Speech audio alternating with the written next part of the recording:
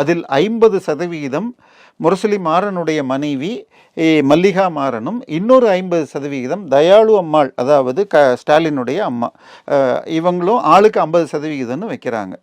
இது எப்போ 85ன்னு பார்த்தீங்கன்னா 1984 அமெரிக்காவில் எம்ஜிஆர் படுத்திருக்கிறப்போ ஜெயிச்சதுக்கு பிறகான அடுத்தது. அதாவது கிட்டத்தட்ட தொடர்ந்து 3வது தேர்தலில் தோர்த்த பிறகு இதை ஆரம்பித்து குங்குமம் பத்திரிகையை நடத்திட்டு வராங்க.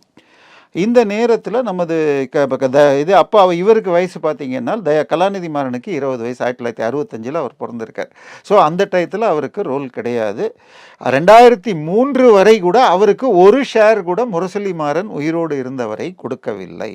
இதுதான் இதோட நிலை.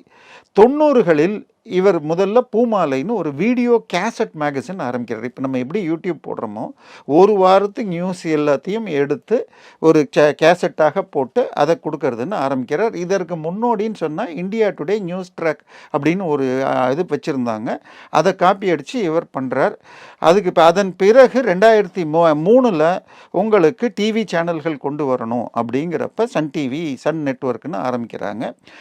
ஆரம்பத்தில் 3லேருந்து 4 மணி நேரம் ஒரு நாளைக்குன்னு இப்போ ஈவினிங்கில் மாத்திரம் இருக்கும்.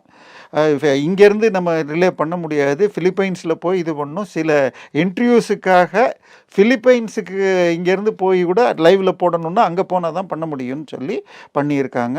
நம்ம இன்றைக்கி ரவி பென்னட் அவர்கள் நான் ஃபிலிப்பைன்ஸ்லேருந்து லைவ் ரிலேக்கெல்லாம் அங்கே போயிருக்கேன்னு சில பேட்டியில் சொல்லியிருக்கேன்.